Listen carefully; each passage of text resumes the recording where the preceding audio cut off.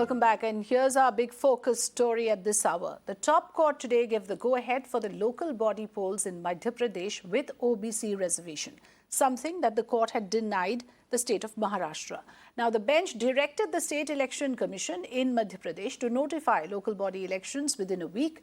Now that the top court has given a clearance to the OBC reservation in Madhya Pradesh, in Maharashtra, this decision has created ripples among the political circles. Will Maharashtra knock the Supreme Court's door for the same? That is the question we are asking. The MVA government has been seeking restoration of 27% reservation to the OBC community in local bodies. The Maharashtra government had earlier sought the PM's intervention as well in this matter, stating that the issue is not merely restricted to Maharashtra but also to other states. Has the Supreme Court's decision therefore reignited the hope of OBC reservation in Maharashtra ahead of civic polls?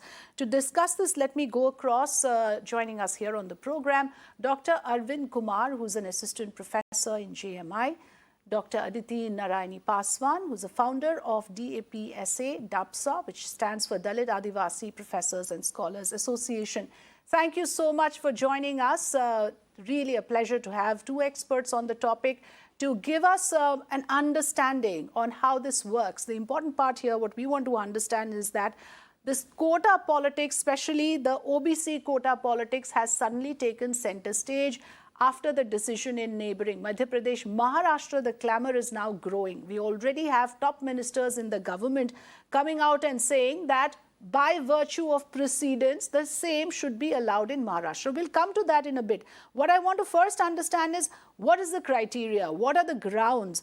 Dr. Aditi Narayani Paswan, I want to get a clear picture from you. The local body, as we all know, is the first unit of democracy. It's the true representation of the federal structure, so to speak. Now, what are the sociological grounds, in your understanding, that necessitates a reservation of this kind? Thank you so much, Afrita. So, and also I'm an assistant professor at University of Delhi Maitree College. Okay. So, and teaches sociology. So coming to this, when you've asked the sociological approach, so the first thing that all of us in sociology, we talk about is socialization. Like the primary socialization, the secondary socialization of an individual. Similarly, the political socialization is very important. And where do the political socialization start? As you said, it starts with the India being the federal structure with the basic unit of democracy, that is the local body government.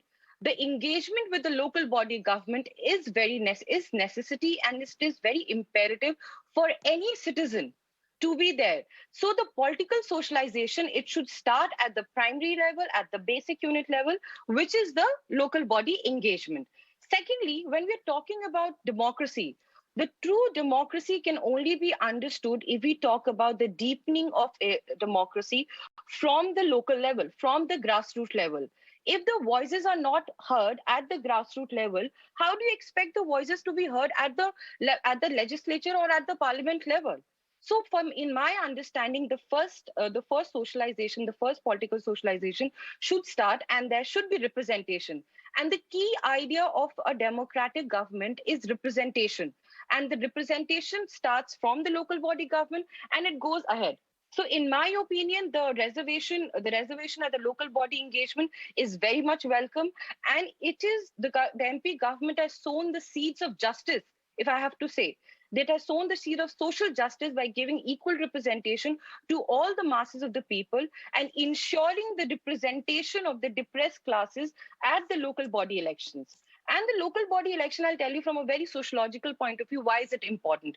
It is important because local body, every citizen, the first thing every citizen looks up to is the local body for the sanitation, for the sewage, for the regular water supply, for the road construction. These are the day-to-day amenities that one needs. So for the day-to-day amenities, if you do not have a representation from your community who is sitting there, who you can go and your voices can be heard, then it's difficult for the sustenance of an individual. You know, you have a fair point, but I'm sure there is a divergent view as well on how this is eating into the entire political class. If you have booked a certain community, a certain slot, does that take away from, the other communities who are also pitching for those positions? Does that take away from the larger point of fair representation? Dr. Arvind Kumar, where do you stand on this? Thanks to Times Now for initiating Mirror a Now, debate. sir. This is Mirror Now. Thank you. Mirror Now. Yeah, you're part of Times Now, I suppose. Anyways, I would be intervening this with the point, there's a very famous scholar called Anand Tetumde. The title of his book is The Republic of Caste. And there's a sociologist in Delhi University who often says, there's democracy, a lot of people who actually can afford to be, caste blind. There are certainly those strata of Indian society 74, 73. Who have never faced discrimination on the basis of, caste. True, you are, madam, when you are saying, article amendment 73 and 74, that definitely has brought out this question. And when we talk about democracy, I always am reminded of the root word demos, that actually means people. And right from Mahatma Phule, this question which Aditi was also pointing out about the question of representation. Today we are in 2022. Imagine 120 years ago, it was Chhatrapati Sahuji Maharaj who initiated with a committee called Miller Committee, and that had recommended 50% reservation then. What has been very unfortunate with this democracy, and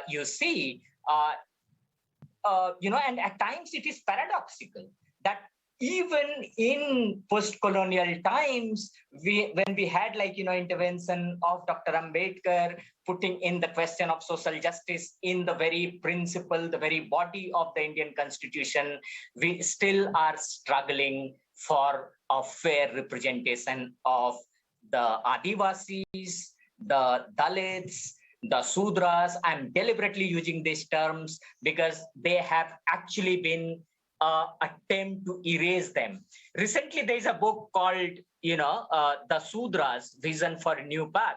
This brings in the question of how the Sudra OBC category of people are numerically the biggest in number. And Dr. Ambedkar says that, mostly would go up to 75 to 80% of the Hindu population. But when we talk about OBC today, it just not necessarily, constitute only the Hindu populace, but it also constitutes the backward classes. Aditi just mentioned about the depressed classes who actually have, with passage of the time, been categorized as what we know as scheduled castes. But the Sudra categories, whom we know as the other backward classes, are still underrepresented. I'm very sorry to say they are even less represented than scheduled castes and scheduled tribes in the universities. The courts are the most unrepresentative body, you see. Yes. But then, if today the Indian court system, I'm not talking about lower judiciary, thanks that they have some representation from the lower castes, the depressed castes or the backward caste, whom we understand as Dalits and Sudras, or the SCs and the OBCs respectively. If we specifically look at the other backward classes, there is can you imagine in 2022, Rutledge comes out, with a book called The Rutledge Handbook of Other Backward Classes. You just Google it and you will not find a good researches on other backward classes. Thanks to people like Gail Longwit, thanks to people like Mark Galanter, who are American, but then they realize that these categories of people have deliberately been excluded from... What we want to also highlight here, of course, there's a plethora of research done on the subject, and you're highlighting some of that for us, why this is a decision that was long awaited. It's a fair one, as both experts are telling us. But quickly, let's play out what the top court has laid down. Now, it comes down to three basic points, and the court calls it the triple test formula. The court is very clear that if you qualify these three criteria, then that particular state gets the OBC quota for local body polls. So what is the triple test criteria that is playing on your screens? The triple test formula laid down by the Constitution Bench of the top court in 2010.